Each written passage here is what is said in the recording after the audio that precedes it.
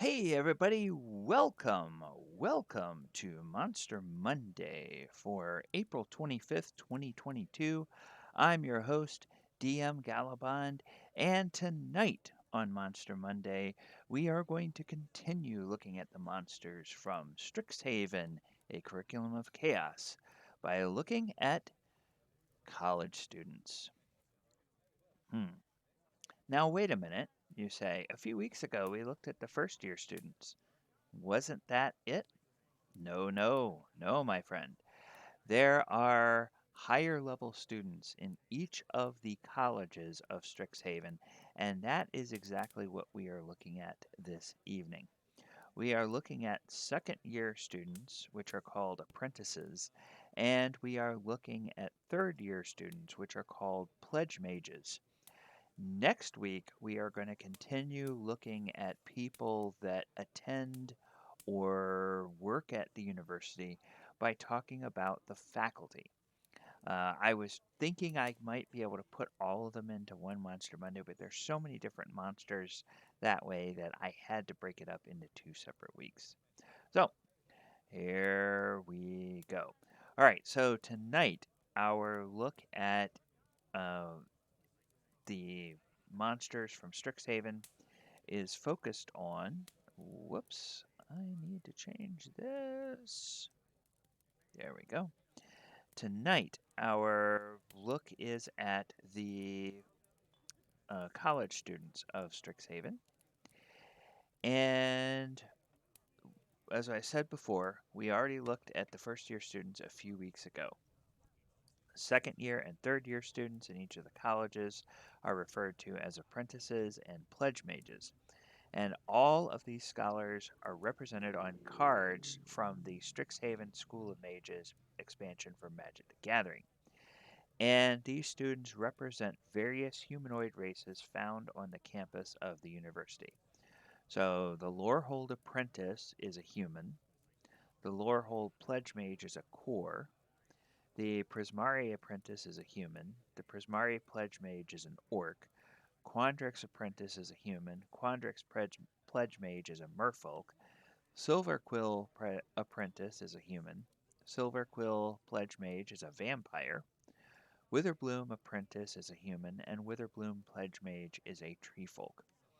So these creatures do not appear in any of the fiction that was released for the School of Mages expansion, and each of the cards has some unique properties that we will discuss in the coming slides. But this picture is out of the campaign source book, and this is the Lorehold Apprentice, which is a detail from the Lorehold Apprentice card that came out in the expansion last year. And the artwork on the card is by Manuel Castanon. And what I'm going to do now is I'm going to go ahead and let us take a look at each of the cards. And we're going to talk about the cards and discuss what their abilities are. So I have them arranged here, the apprentice and the pledge mage from each school or each college. And the Lorehold Apprentice is a human cleric, and it's a 2 casting cost, requires a red and a white mana. And whenever you cast or copy an instant or sorcery spell until the end of the turn, spirit creatures you control gain. When you tap it, this creature deals 1 damage to each opponent. So it's a boosting card, creature that's a 2/2 by itself, and then it boosts other cards that are in play. So the flavor text here is ancient footfalls echo in her head, their timeless rhythm guiding the present. And again, as we said, artwork here is by Manuel Castanon. Then the Lorehold Pledgemage is a creature, a core shaman. A core is one of the humanoid types from the Magic the Gathering multiverse. And it's a 3 casting cost creature, again a 2/2, requires 1 of any mana, and then the other 2 have to be either red or white.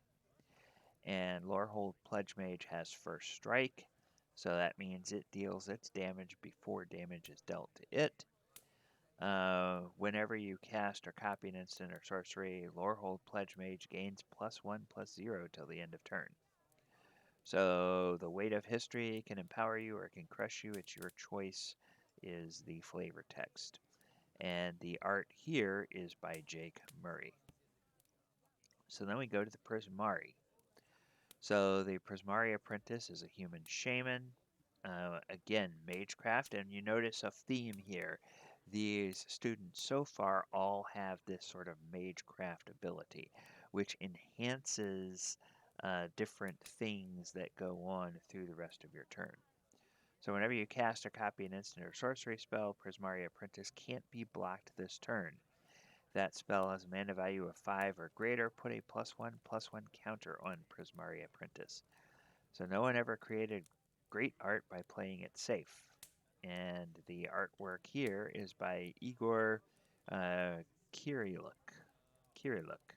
I think that's how you pronounce it. Apologies to Igor if I butchered your name. And again, it's a 2 casting cost card that requires 1 blue and 1 red. Now, Prismari Pledgemage, now you notice it's also a 2 casting cost, and it can be either blue mana or red mana that is used. And this is an orc wizard, and it's a defender. Now, defenders, I believe the thing with defenders in Magic the Gathering these days is that defenders cannot attack unless there is some other outside card that tells you that a defender you have can attack. Back when I played in the early 90s, I played probably up until 96 or 97 is the last time I really played. They didn't have a category called defenders. They had walls, and walls couldn't attack. But since then, they've added a lot of other different types of creatures other than walls that are only defenders, and so they created this defender category, I guess. So, Magecraft, whenever you cast or copy an instant or sorcery spell, Prismari Pledgemage can attack this turn as though it didn't have defender. So, many have the talent to create, but few have the courage to share their creations. And the artwork here is by Marta Nail. So again, its Magecraft kind of circumvents that defender under certain situations. All right, then we go to the Quandrix Apprentice and Pledgemage. Quandrix Apprentice, 2 casting costs, requires a green and a blue. It's a human wizard. Whenever you cast or copy an instant or sorcery spell, look at the top 3 cards of your library. You may reveal a land card from among them and put that card into your hand. Put the rest on the bottom of your library in any order. So, the secrets of our world will be mine is the flavor text. And it's a 2/2 creature. The Quandrix Pledgemage is a 3 casting cost creature that's also a 2/2. It's a merfolk druid, and 2 out of the 3 mana must be blue or green. So its Magecraft mechanic is whenever you cast or copy an instant or sorcery spell, put a +1/+1 counter on Quandrix Pledgemage. So the first step towards transcending physical limitations is discarding assumptions about what is possible. Now you also notice that these have different symbols on them, and in the text area, and I believe that those symbols are supposed to be for to represent the college that they are associated with. And as we've seen, the Quandrix Apprentice, the artwork there is by Ryan Alexander Lee, and on the Pledgemage, the artwork is by Caroline Gariba. Or Gariba. I'm going to say Gariba. Again, Caroline, if I butchered your name, sorry. All right, then the Silverquill Apprentice and Pledgemage. So Silverquill Apprentice requires white and black mana, one of each. It's a 2/2 creature, a human warlock. And its Magecraft mechanic is whenever you cast or copy an instant or sorcery spell, target creature gets +1/+0 till the end of turn. So she had spoken the words 100 times, but under the spotlight in front of everyone, something new emerged, and the crowd went wild. That's the flavor text. And the Silverquill Pledgemage requires 3 mana, is a 3/1 creature. 2 of the mana must be either black or white. This is a vampire cleric. Magecraft. Whenever you cast or copy an instant or sorcery spell, Silverquill Pledgemage gains your choice of flying or lifelink until the end of turn. And flying is something that just allows it to only be blocked by creatures that have flying, while it can choose to block anything, whether it has flying or not. And then lifelink, that means that its life total gets linked with other creatures or maybe with the player. I forget how all that mechanic works. Like I said, it's been a long time since I played. But basically, it allows it to share damage and maybe siphon off damage to another creature that has greater toughness, since the vampire only has 1 toughness. So, Silverquill Pledgemage, artwork is by Denman Rook, and Silverquill Apprentice artwork is by Mike Bierk. And then last but not least, we get to the Witherbloom Apprentice and Pledgemage. The Witherbloom Apprentice is a 2 casting cost, black and green mana, 2/2 creature, a human druid. And its mechanic is whenever you cast or copy an instant or sorcery spell, each opponent loses 1 life and you gain 1 life. Flavor text, all we are, every feeling, every action, powered by a single delicate little organ. Life is so terrifyingly, beautifully fragile. And that is a 2/2 creature. And then the Witherbloom Pledgemage is a very tough creature, and as you can see, it's got the highest casting cost out of any of these. It is a 5 casting cost creature, so 3 of any mana, and then 2 of the mana must be either black or green. And it is a Treefolk Warlock. So Magecraft, whenever you cast or copy an instant or sorcery spell, you gain 1 life. So death is really just a transfer of energy. Those pests I harvested have the honor of becoming pure magic. What could be more beautiful?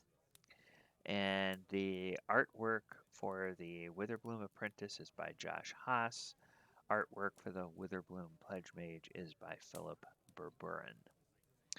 And as we have seen so often in looking at creatures from the Strixhaven campaign, the artwork that they use in the campaign sourcebook is directly taken from the artwork in the cards. Alright, so let's go ahead and get to looking at the rest of the information about these college students. So, in the campaign, the apprentices and pledge mage are introduced as figures that might be met on campus, and there are a couple of named students that appear as NPCs in the official campaign.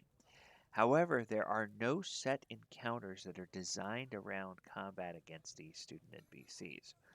Just as with the first year students we discussed a few weeks ago, most of the apprentices and pledge mages in the campaign appear either as co-workers in campus jobs or as rivals or potential relationship partners in other campus activities, parts of campus life. All right, and now we have descriptions of the students as a group. As they're introduced in the campaign book, we get a description of each group, and it's not necessarily a physical description, and that's because these students can be of any humanoid race, but it's more a description of how they act. And the lore that we will talk about is more about the philosophy behind what they do. So, Lorehold students, they're deep in crumbling ruins and piles of dusty scrolls. Lorehold students, first as apprentices and then as pledge mages, study the magic of the past, searching for arcane artifacts and speaking with long-dead adventurers to uncover secrets lost to time. Now, the Prismari students of Prismari College, first as apprentices and then as pledge mages, see no distinction between magic and art. No two Prismari students have the same style of spellcasting. Each wields the elemental magic taught by the college in a way that expresses their personality. In the hands of Prismari students, spells that conjure fire or bend water to one's will become vibrant and expressive showcases, thrumming with creative energy. And then Quandrix students, the students of Quandrix College, first as apprentices and then as pledge mages, immerse themselves in the magic of geometry and metaphysics. Their ultimate goal isn't mastery, however. Rather, in their projects, they explore and expand knowledge without expecting concrete answers. And Silverquill students, stylish and driven. The students of Silverquill College cut imposing figures on campus. Dressed in smartly trimmed black and white uniforms, these budding mages practice bolstering speeches and wield inky blades. And last but not least, Witherbloom students. So deep in fog and muck of the swamp, deep in the fog and muck of the swamp, the students of Witherbloom College study the cycle of life and death. Their magic is fueled by what they call life essence, the ubiquitous energy that runs through living things. And again, as we see, these are all taken as detail from the cards that were created for the Strixhaven expansion in the magic side of the house. All right, now monster lore. So now we go back and we look at the lore of each of these particular students. So Lorehold. Though many Lorehold students bury themselves in old tomes, others take a more cavalier approach to their studies and travel the world to see history made before their eyes.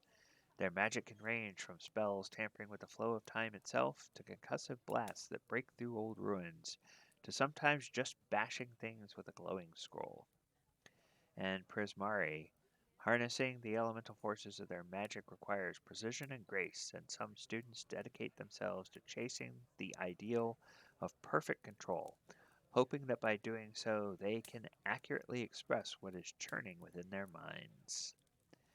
With Quandrix, whether students are extrapolating mathematical patterns in nature or engaging in speculative dives into topological formulas that bend reality, their studies blur the line between abstract numerical theory and natural reality.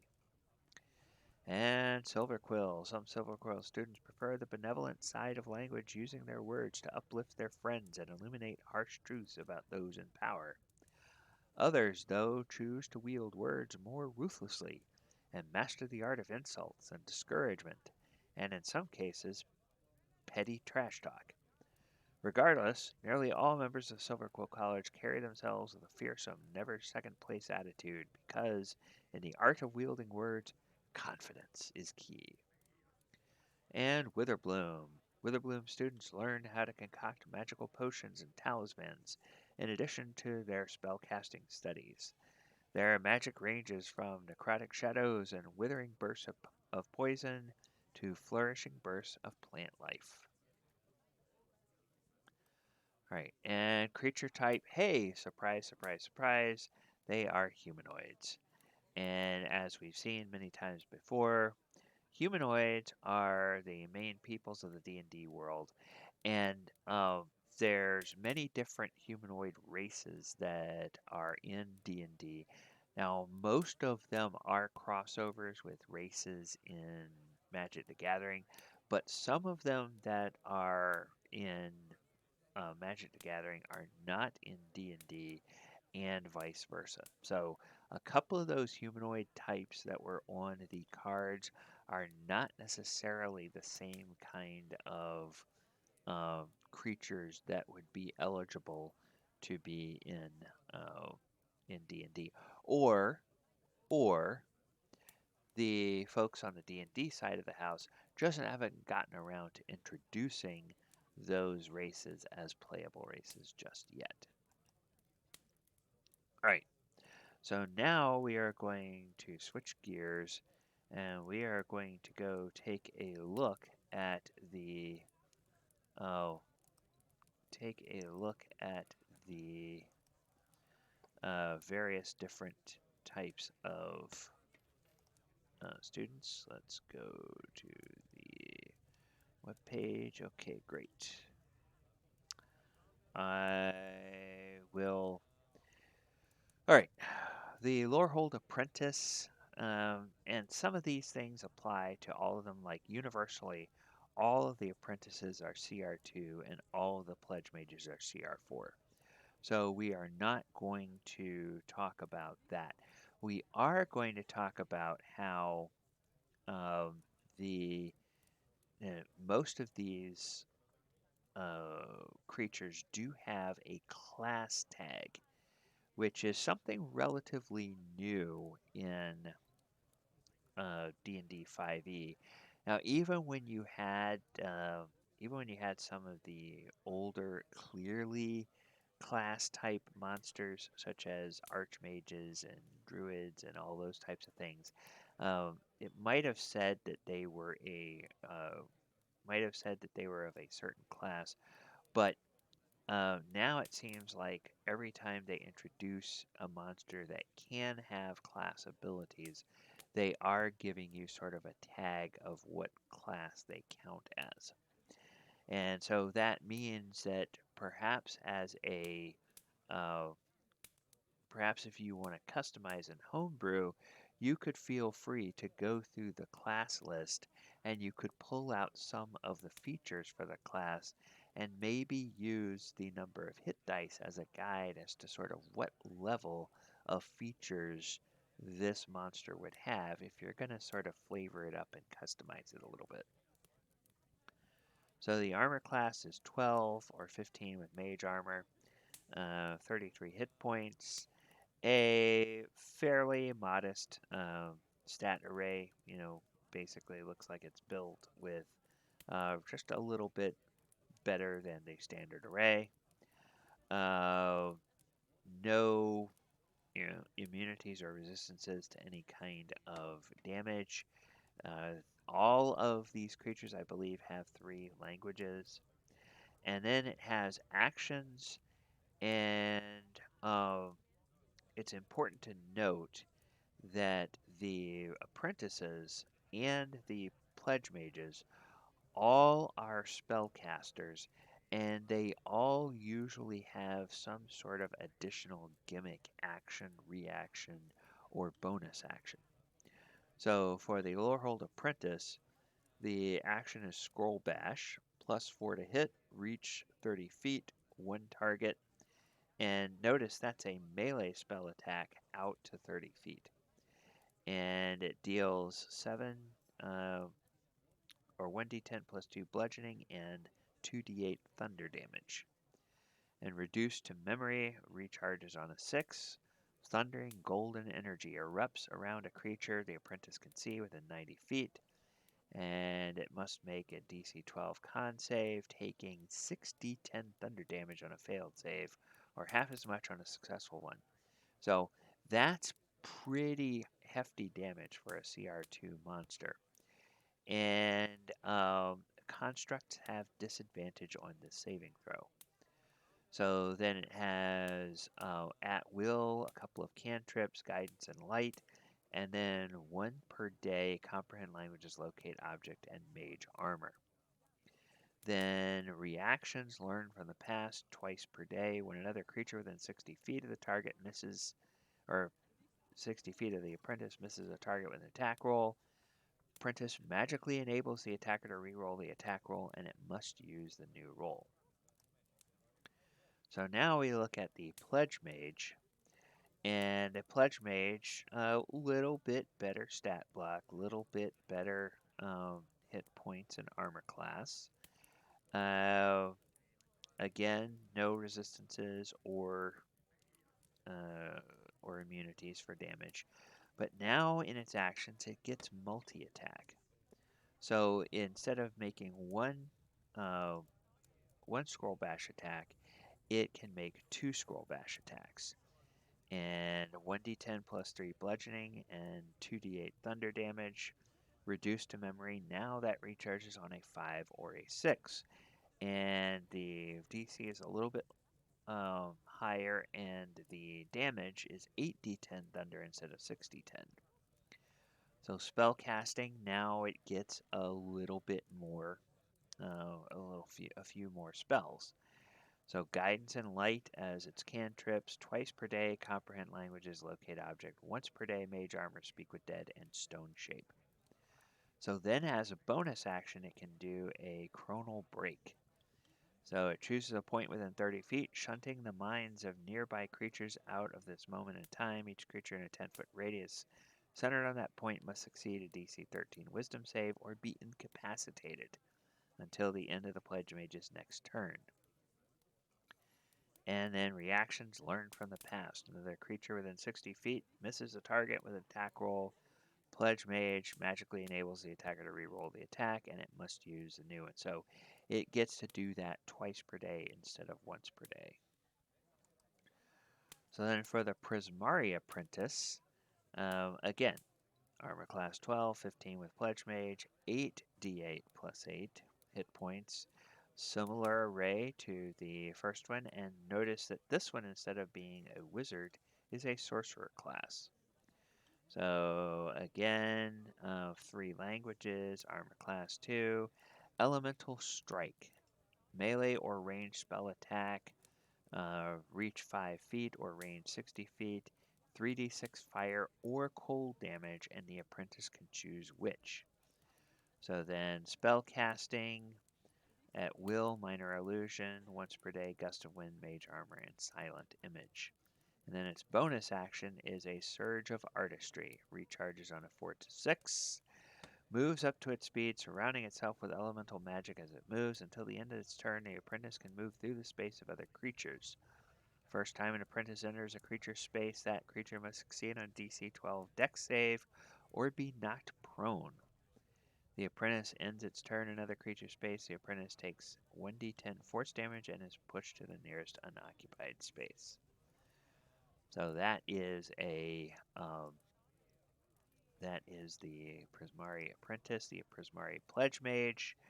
Again, a little bit tougher in terms of better armor class and more hit points. Stat array is a little bit better, 3 languages, and this one has evasion.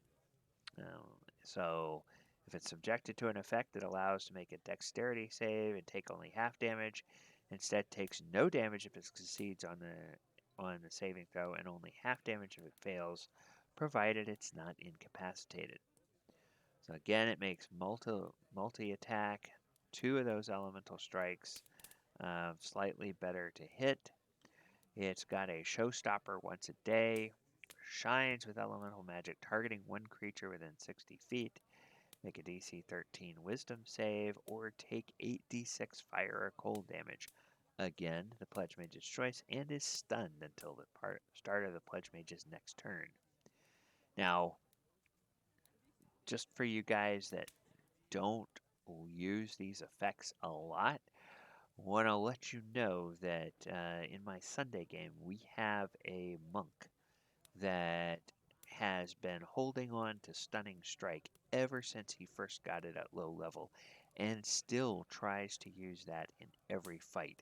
And there are a lot of monsters that are not immune to being stunned. So that oftentimes in a fight can really help the party out.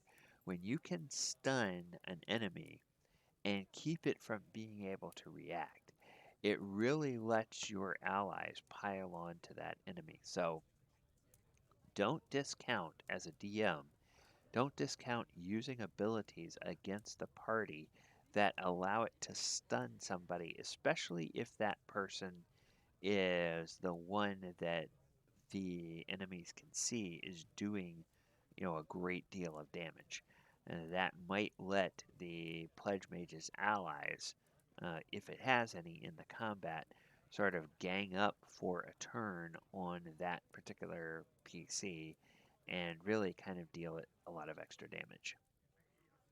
So spell casting got a little bit more of a spell load. The Gust of Wind, my Silent Image, Water Walk, and Mage Armor, in addition to the Minor Illusion. And then the Surge of Artistry, again, the recharge is a little bit higher than for the Apprentice. So, Quandrix Apprentice, armor class 11 or 14 with mage armor, hit points 44, 8d8 plus 8. Nice standard array or slightly above standard array. No resistances, no immunities. Now notice this apprentice gets multi-attack. So 2 exponential lash attacks, 5-foot melee or range out to 60 feet, and it deals 1d6 plus 2 force damage and can cause one creature that can see within 30 feet of the target to take an additional 2d6 plus 2 force damage. And it gets mage armor, enlarge reduce once per day, and then at will guidance and mage hand. The Quandrix Pledgemage, armor class 12, 12d8 plus 12 hit points, a little bit better stat block. Again, 2 exponential attacks, but those are a little bit higher, deal a little bit more damage, a little bit more spells in terms of guidance, mage hand, dimension door, enlarge reduce, mage armor, and plant growth. And then as a bonus action, it gets vortex calculus. So it teleports along with any equipment it's wearing or carrying to an unoccupied space within 60 feet. Immediately after it teleports, each creature within 20 feet of the space it's left must make a DC 13 con saving throw. On a failed save, creature takes force damage and is moved 10 feet in a random horizontal direction. On a successful save, creature takes half as much damage and is not moved. Alright, now for our Silverquill Apprentice, we notice that the class is Bard. Okay, so again, Quandrix, the class is Wizard. Silverquill, class is Bard. Armor class 12, 8d8 plus 8 hit points. Similar array to the rest. 3 languages like the rest. An Ink Blade. Melee or ranged spell attack. 5 feet melee or ranged 60 feet. 1 target. And it deals piercing and psychic damage. Then spell casting, it's Dancing Light, Friends, Commands, and Mage Armor. And then reaction, Rousing Verse. Basically, it gives advantage to saving throws for a creature within 30 feet as a reaction, or to a creature within 30 feet. Silverquill Pledgemage, armor class 13, so slightly better armor class than 12d8 plus 12 hit points. Again, similar array, slightly better. Ink Blade, a little bit more damage. Spell casting, a couple of more spells. Adds Confusion and Tongues to its other spells. And then bonus action, it can demotivate. So it hurls magical insults at one creature, DC 13 Wisdom save, or become frightened of the Pledge Mage for 1 minute. And while frightened, the target can't take reaction. Speed is halved, and any hit the Pledge Mage scores against the creature is a critical hit. Target can repeat the saving throw at the end of each of its turns. And then Rousing Verse once again. And the Witherbloom Apprentice is a Druid. As we can see, armor class 13 and 44 hit points.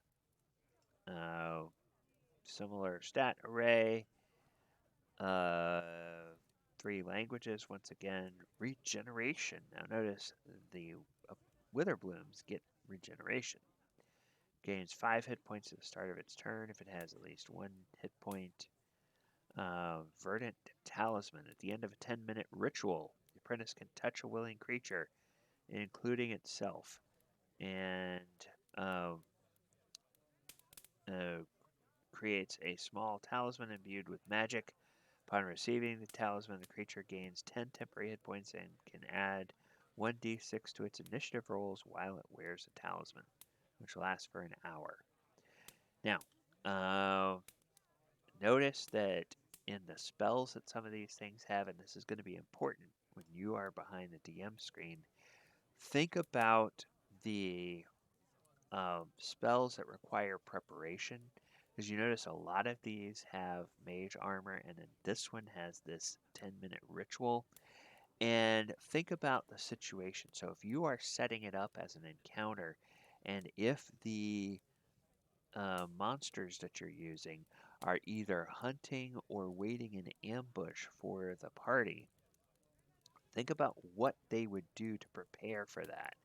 And so, if the party is the uh, jumping a Witherbloom Apprentice, and the Witherbloom Apprentice has no idea the party is there or the party is coming, it might not make sense to say, oh, well, it would have done the Verdant Talisman, because that lasts only an hour and it can only do it once a day.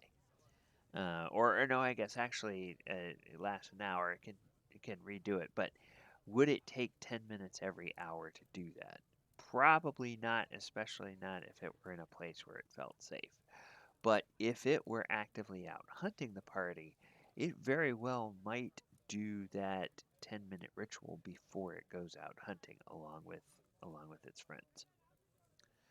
So then Briarvine's melee spell attack, 1d10 plus 2 piercing, and 2d8 poison damage. And then it's got the spell cast, our Spare the Dying Druid, Craft, and Pass Without Trace, and a Wither Burst as a reaction. So when it sees a creature within 30 feet, drop to 0 hit points. It channels the expended life essence and targets another creature it can see within 30 feet.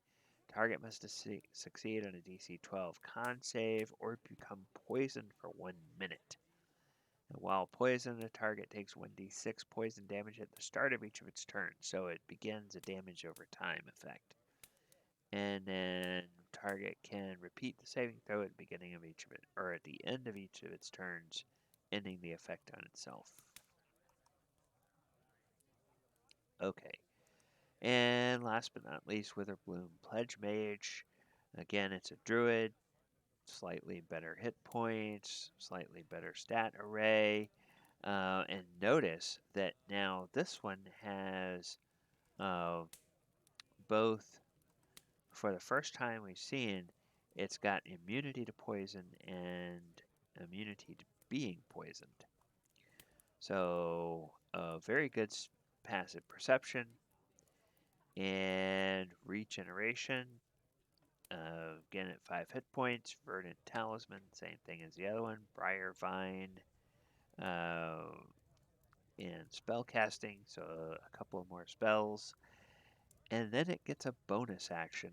Once per day, vociferous form, Pledgemage transformed to avatar of plants and shadows.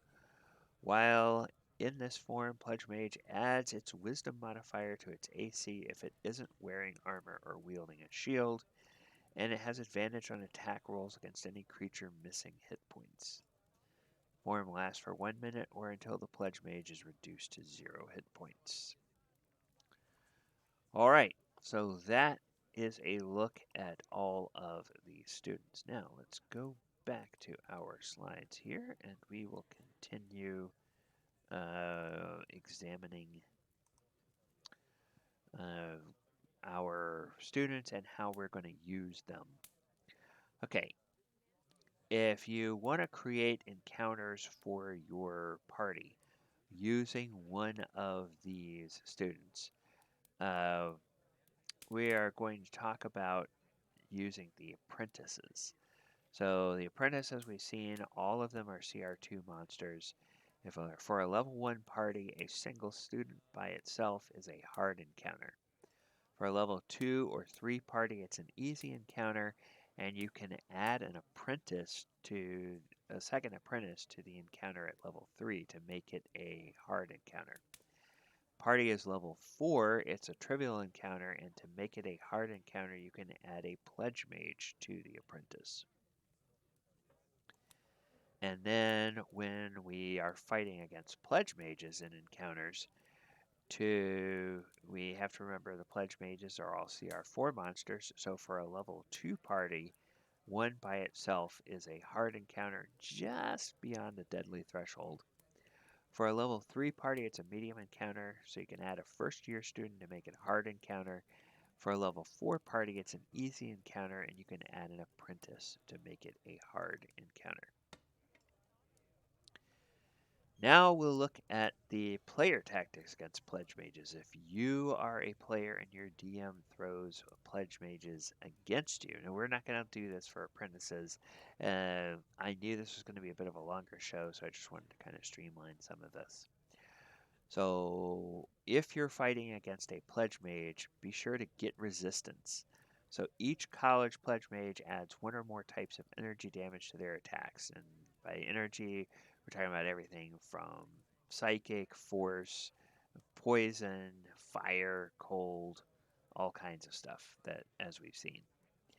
Then save yourself. All the college pledge mages have an arsenal of potent spells they can cast at least once per day. Stay alert. Several college pledge mages have attacks that will stun or incapacitate their enemies. Be nimble. Several college pledge mages have magical ways of moving around the battlefield during combat. So you've got to watch out for that. Now, if you are behind the screen and you are going to be throwing a pledge mage at your party, first thing you want to do is study the spell list. So several pledge mages have spells that can only prepare ahead of battle. And this is what we were talking about before. If the pledge mage is part of a group setting an ambush for the PCs or actively hunting them, decide which of those spells they may have cast before battle to give them an edge before the combat starts. And then make sure to open with your once per day attacks. So Pledge Mage has a once per day attack. It's probably one of the higher damaging spells or actions. Be sure to open combat with that to make sure the PCs realize that Pledge Mage is a real threat. And remember reactions. So several of the Pledge Mages have reactions they can use to help your allies or hinder your adversaries. Remember to use those in combat to help your monsters or frustrate the PCs. And finally, monitor passive abilities. Some Pledge Mages have passive always-on abilities, or they impose always-on abilities at the top of the round. For example, we're thinking about Witherbloom, where the Witherbloom Pledgemage regenerates at the top of its round every round, and then at the beginning of another player's turn, if it's used that one ability, it implies a poison damage to the other creature every turn. So keep track of those types of things. And that will just make the fight a little bit more challenging for the PCs. All right, now where do you find these guys in the campaign? Well, we've already said in the Strixhaven campaign as written, there's no set combat encounters against pledge mages, or apprentices for that matter.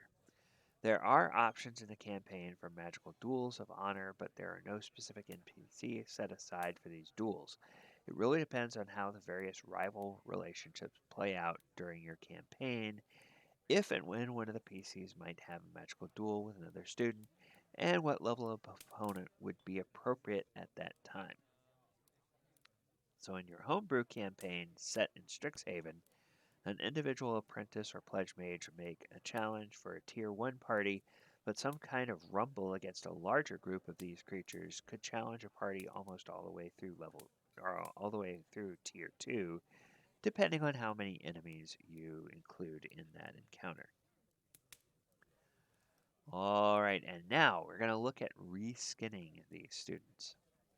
So you'll remember a few weeks ago when we looked at first year students, we discussed the idea of reskinning Strixhaven students as part of a magical gang or part of a magical cult that is an ongoing threat for the PCs as they rise in levels. You know, it could be one of those ongoing adversaries, and part of a story arc might be trying to figure out who's running this cult or who's the head of this gang and dealing with that so they can remove the threat.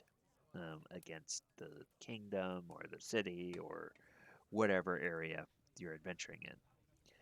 So when we talked about that, we said that first year students would be the rank and file cult members that would go cause trouble with all the commoners in any given area. So if we keep following that logic, the apprentice might be something like a squad leader in charge of a small spell or group of first year students.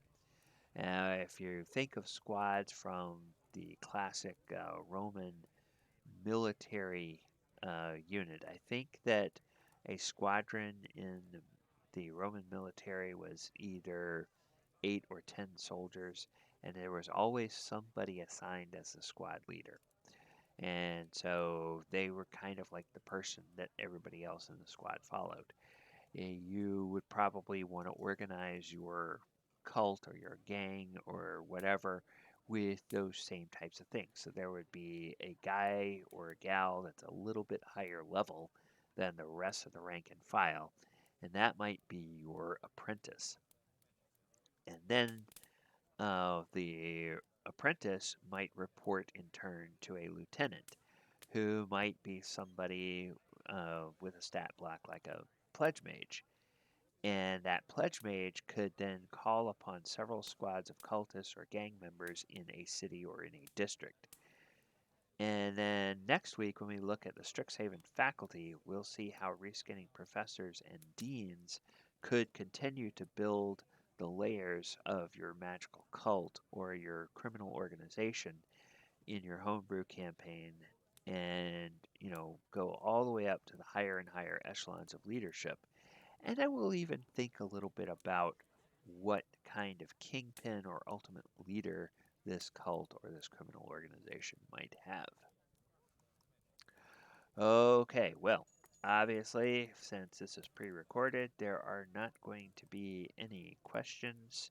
Uh, so we'll just go ahead and we will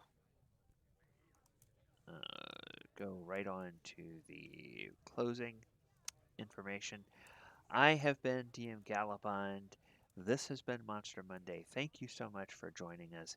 If you've liked this video, please take some time to like the video, share the video, click the post notification bell so that you get notified every time new content drops on the channel.